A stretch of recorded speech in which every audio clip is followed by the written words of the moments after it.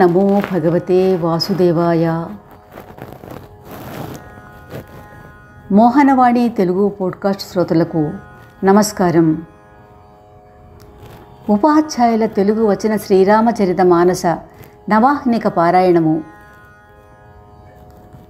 సంకలనం శ్రీ ఉపాధ్యాయుల వెంకటేశ్వర్లు గారు. ఓం శ్రీ గురుభ్యో నమః. శ్రీ మహాగణాధిపతియే నమః. శ్రీ సీతారామాభ్యాం నమః. చరితం రఘునాథస్య శతకోటిప్రవిస్తరం ఏకైకమక్షరం పుంసాం మహాపాతకనాశనం.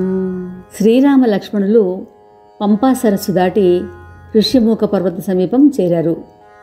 సుగ్రీవుడు భయముతో హనుమంతుని పిలిచి వారెవరో తెలుసుకుని రమ్మని, ఒకవేళ వారు వాలి తరపున వచ్చిన వారైతే మనము ఈ పర్వతము విడిచి పారిపోదము అని అనగా, హనుమంతుడు బ్రాహ్మణ వటువు వేషధారి అయి వారిని కలిసి ఆశ్చర్యపోతాడు. వారు నరనారాయణులా లేక బ్రహ్మ విష్ణు మహేశ్వరులా అని. వారి వివరములు తెలుసుకొని శ్రీరాముని తన దైవముగా గుర్తించి పాదములపై పడి నమస్కరించి ప్రభు సుందర రూపమును తదేకంగా చూస్తూ ఉండిపోయాడు. ఇంతవరకు నిన్నటి రోజున మనం విన్నాం.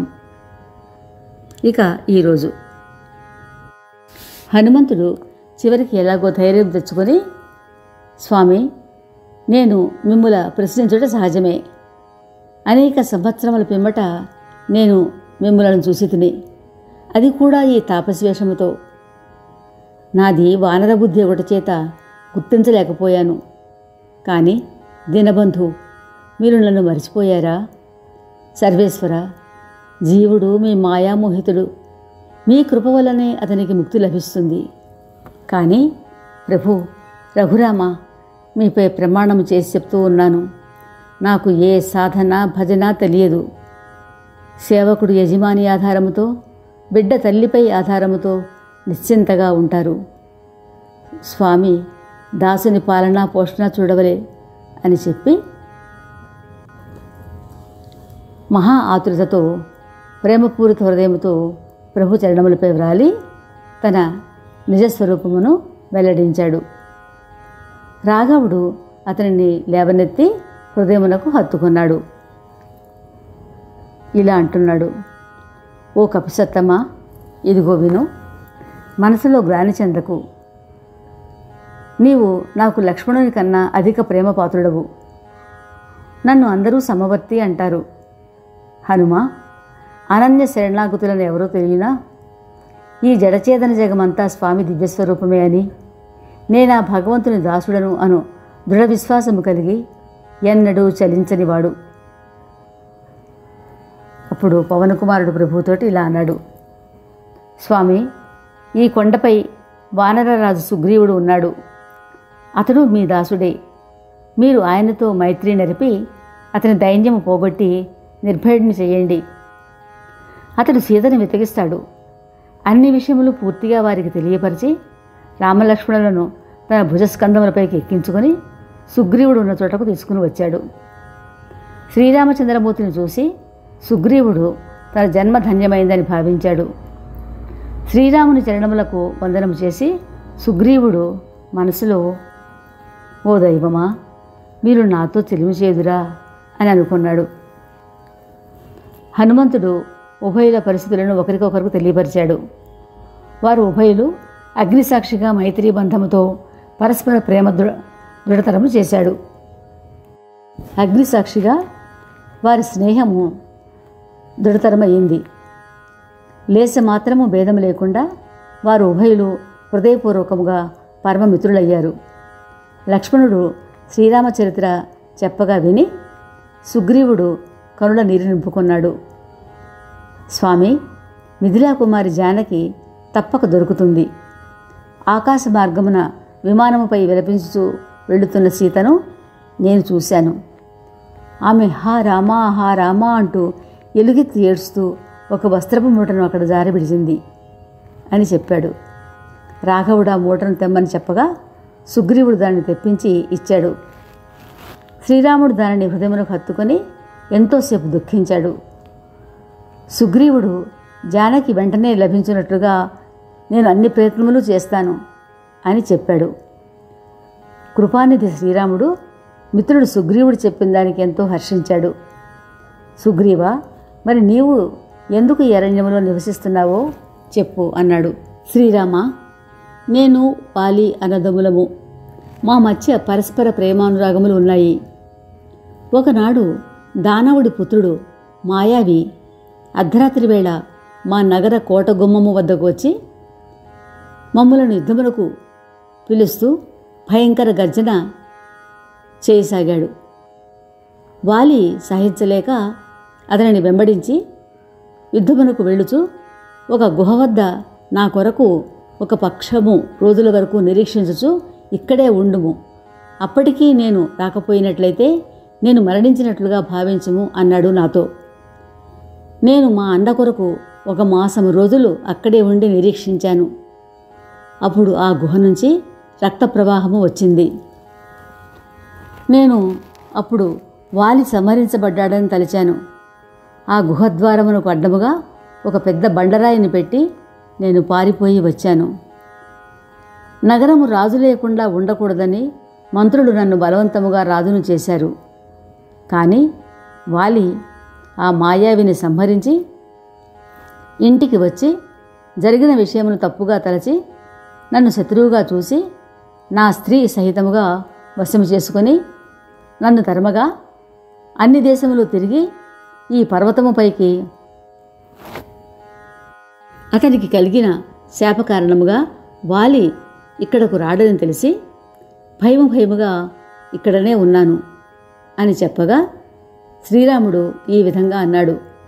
మిత్రమా, నేను ఒకే బాణముతో వాలిని సంహరించదను. స్నేహితుని కష్టములకు ఆపదలకు స్పందించని వాని ముఖం చూసినా మహాపాపం చుట్టుకుంటుంది. మిత్రుడి రవ్వంత కష్టమును కొండంతగా భావించాలి. ఆపత్కాలములో 100 రెట్లు ఎక్కువ మైత్రితో సహాయం చేయవలేను అని శాస్త్రములు ఎన్నో మిత్రధర్మం గురించి చెప్తూ ఉన్నాయి. మిత్రమా, నన్ను నమ్మి నిర్భయంగా ఉండు. నేను అన్ని విధములా నీకు సహాయపడదను అన్నాడు శ్రీరాముడు. ఇది విని సుగ్రీవుడు, హే రఘువీర, వాలి మహాబలశాలి, రణధీరుడు అని చెప్పి రామునికి దుందుబి రాక్షసుని అస్థికల గుట్టను తాటి చెట్లను చూపించాడు. శ్రీరాముడు సునాయాసముగా వాటిని ఎగురుగొట్టగా శ్రీరాముని బలదర్పములను చూసిన సుగ్రీవునకు ఈయన అవశ్యము వాలిని వధించి తీరతాడు అనే విశ్వాసం కలిగింది. సుగ్రీవునికి రామునిపై అతి ప్రీతి కలిగి తన ప్రభువును గుర్తించి హృదయం హర్షపూరితమై తేరుకొని ఇలా అన్నాడు. ప్రభు, మీ కృపతో నా మనసు స్వస్థత చెందింది. కుటుంబము, భోగభాగ్యములు, అభిమానము విడిచి నేను మీ సేవ చేస్తూ ఉంటాను. మీ చరణములు ఆరాధించు మహాత్ములు ఈ సుఖ సంపత్తులన్నీ శ్రీరామభక్తికి అవరోధములుగా తలుస్తారు. శ్రీరామ, వాలి నాకెంతో హితం చేశాడు. అతని కృప వల్లే శోకహరులైన మీరు నాకు దొరికారు. ఇంకా స్వప్నములోనైనా వాలితో యుద్ధం జరిగినా మేల్కొన్న పిమ్మట అతనితో యుద్ధము ఎందుకు చేసితనా అని పశ్చాత్తాపపడెదను. కాబట్టి ప్రభు, సర్వము విడచి అహోరాత్రములు నేను మీ భజన చేయులాగున నన్ను అనుగ్రహించ వేడుకుంటున్నాను. సుగ్రీవుని క్షణిక వైరాగ్యవచనములు విన్నాడు శ్రీరాముడు. నవ్వుతూ ఇలా అన్నాడు. వాలి వధింపబడతాడు, నీకు రాజ్యం లభిస్తుంది అన్న మాట పొల్లుపోదు సుమా. కాకభూషణుడు చెప్తున్నాడు. ఓ పక్షిరాజా కరుత్మంతా, శ్రీరాముడు అందరినీ ఆడిస్తూ ఉన్నాడు అని వేదములు పోషిస్తూ ఉన్నాయి. తరువాత విల్లంబులు ధరించి శ్రీరాముడు సుగ్రీవుని వెంట తీసుకుని వెళ్ళి అతనిని వాలిపైకి పంపించాడు. శ్రీరాముని బలము చూసుకొని సుగ్రీవుడు వాలిని యుద్ధమునకు రమ్మని గర్జించాడు. సుగ్రీవుని పిలుపు వినగానే వాలి మహాక్రోధావేశంతో అతని పైకి లంఘించాడు. వాలి భార్య తార అతనిని సుగ్రీవునిపైకి యుద్ధమునకు వెళ్ళవద్దని బ్రతిమలాడింది. ఎందుకనగా సుగ్రీవునకు శ్రీరామలక్ష్మణుల అండ ఉందని తెలుసుకున్నది. కానీ వాలి ఆమెతో, ప్రియా, భీరు రఘురాముడి సమదర్శి, ఏ కారణం చేతనైనా ఆయన నన్ను నిజముగా వధించినట్లయితే నేను మోక్షమునే పొందుతాను. రఘురాముడు సమదర్శి. అప్పుడు నా అంత అదృష్టవంతుడు మరొకడు ఉండడు ఆయన చేతుల్లో వధించబడినందుకు. మహా అభిమాని వాలి సుగ్రీవుని ఒక చీపురు పుల్లగా భావించాడు. అతనితో కలియబడ్డాడు. సుగ్రీవుని పిడిగుద్దులు గుద్ది బాధించగా సుగ్రీవుడు పారిపోయాడు. రాముని వద్దకు వచ్చి, దయామయ, రాఘవ, నేను ముందే చెప్పాను కదా, వాలి నాకు అన్న కాదు, నా పాలిట యముడు అని చెప్పాడు. శ్రీరాముడు, మీ అన్నదమ్ములు ఇద్దరిది ఒకటే రూపము, ఎవరో నేను పోల్చుకోలేకపోయాను అంటూ తన చేతితో సుగ్రీవుని శరీరము నిమరగానే అతని బాధ అంతా పోయి అతని శరీరము మరలా వజ్రతుల్యమైంది. శ్రీరాముడు సుగ్రీవుని మెడలో పూలమాల వేసి ద్విగుణీకృత బలమిచ్చి మరలా వాలిపైకి పంపించాడు. ఇద్దరూ కలియబడ్డారు. బహువిధములుగా ద్వంద్వ యుద్ధం జరిగింది. శ్రీరాముడు చెట్టుచాటు నుంచి గురిచూసి వాలి గుండెలలోనికి బాణము వేశాడు. రామబాణం తగులగానే వాలి బాధతో మెలికలు తిరిగి నేలపై పడ్డాడు. సమక్షములో ఉన్న శ్రీరామును చూచి లేచి కూర్చున్నాడు.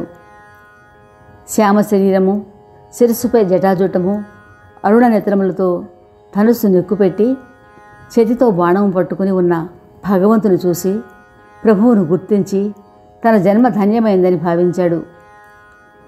హృదయములో ఎంతో ప్రీతి పైకి కట్టిన వాక్కులతో ప్రభువును ఈ విధంగా ప్రశ్నించాడు. హృదయములో ఎంతో ప్రీతి పైకి కఠిన వాక్కులతో ప్రభువును ఈ విధంగా ప్రశ్నించాడు. మహాత్మా, ధర్మరక్షణకు కదా మీరు అవతరించింది.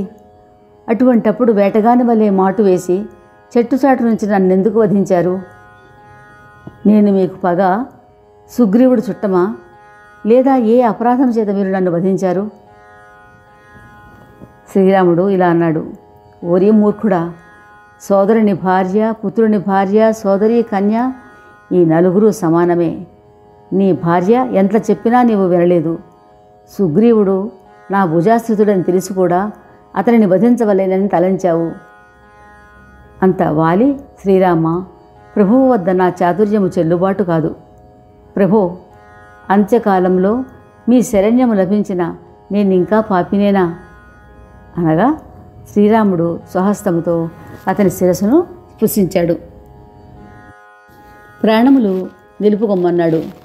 కానీ వాలి, ఓ దయానిధి, మునివరులు అనేక జన్మలలో అసంఖ్య సాధనలు చేసి కూడా అంత్యకాలంలో ఎవరి పావన నామము ఉచ్చరించలేరో, శంకరుడు కాశీలో ఎవరి మహిమాన్విత రామనామంతో ముక్తినిస్తున్నారో ఆ రామచంద్ర ప్రభువే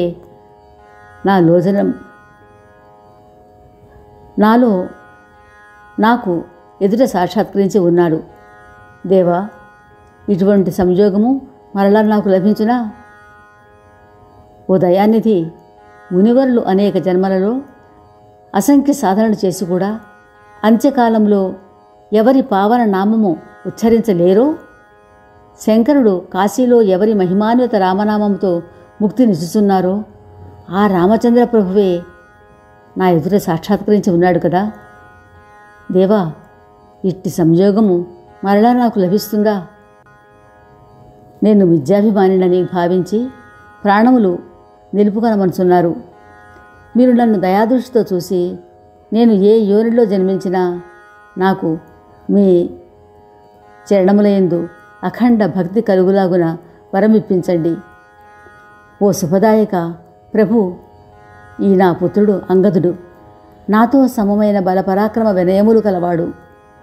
ఈతని చేయి పట్టి మీ దాసునిగా స్వీకరించుడు అని చెప్పి వాలి ప్రభు చరణములయందు భక్తి దృఢపరుచుకొని అతి సునాయాసముగా ప్రాణములు త్యజించాడు. శ్రీరాముడు వాలిని స్వధామము పంపించాడు.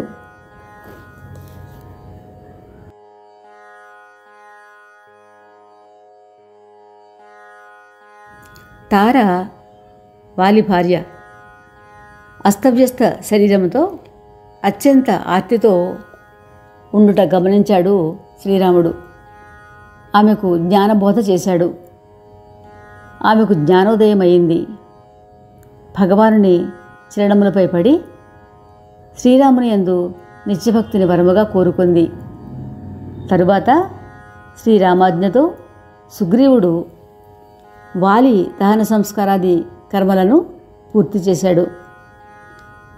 శ్రీరాముడు లక్ష్మణునితో విషయమంతా చెప్పి సుగ్రీవునకు పట్టాభిషేకము, అంగదునకు యువరాజ పదవి లక్ష్మణుని చేత జరిపించాడు.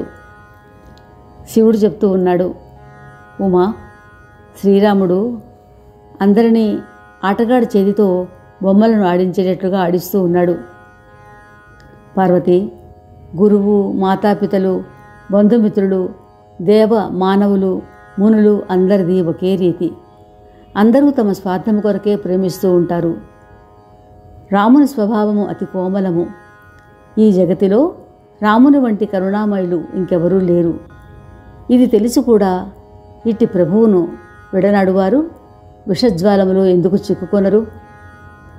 శ్రీరాముడు సుగ్రీవుని పిలిపించి అనేక విధముల రాజనీతి, ధర్మ ఆచరణల గురించి బోధించి తరువాత ఇలా చెప్పాడు. వానరపతి సుగ్రీవ, నేను ఈ 14 సంవత్సరములు పట్టణములు, పల్లెలు మొదలగు జనావాసములలోనికి రాను.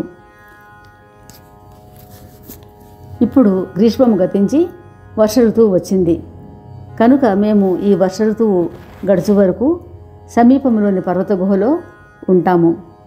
నీవు అంగదునితో కలిసి రాజ్యపాలన చేయుచు నా పని గురించి మనసులో జ్ఞాపకం ఉంచుకొనుము.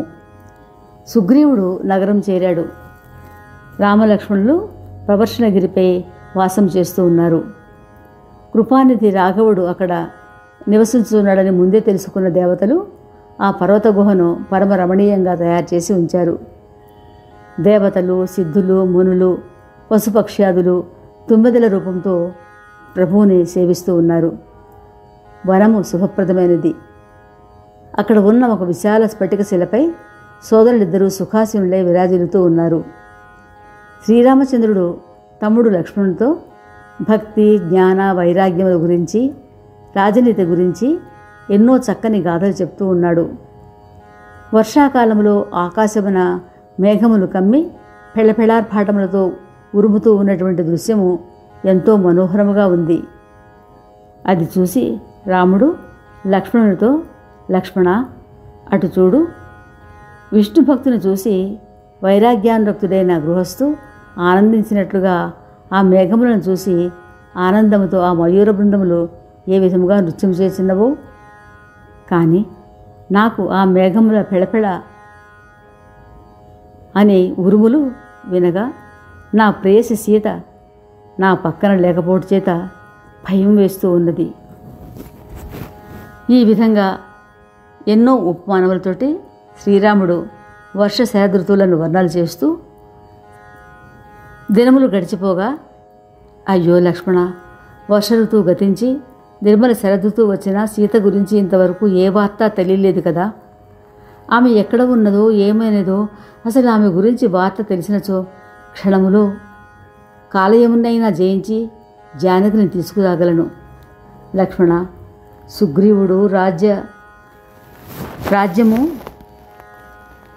నగరము, స్త్రీ అన్నీ మన వల్ల పొంది మన మాట మర్చిపోయినట్లున్నాడు. కానీ లక్ష్మణ, నేను ఏ బాణముతో వాలిని హతమార్చానో అదే బాణముతో ఈ మూర్ఖుని సంహరించగలను అన్నాడు. శ్రోతలు లైక్ చేసి, తమ బంధుమిత్రాదులకు షేర్ చేసి, తమ అమూల్య అభిప్రాయములు కామెంట్ బాక్స్ ద్వారా తెలియచేస్తారని ఆశిస్తున్నాం. శ్రీరామరక్ష సర్వజగద్రక్ష. మోహన్వాణి తెలుగు పోడ్కాస్ట్ వింటున్న శ్రోతలందరికీ హృదయపూర్వక ధన్యవాదాలు. వినండి, వినిపించండి, వింటూనే ఉండండి మోహన్వాణి తెలుగు పోడ్కాస్ట్. మీరు వింటున్నారు మోహన్వాణి. మా కార్యక్రమాలు మీకు నచ్చితే ఇప్పటివరకు మా ఛానల్కి సబ్స్క్రైబ్ చేసుకోకపోతే వెంటనే ఈ క్షణమే సబ్స్క్రైబ్ చేసుకుని ఆ పక్క నుండే బెల్ బటన్ని మ్రోగించి అందరికీ షేర్ చేసి మీ విలువైన కామెంట్ను కూడా చేసి మమ్మల్ని ప్రోత్సహిస్తారని కోరుతున్నాను.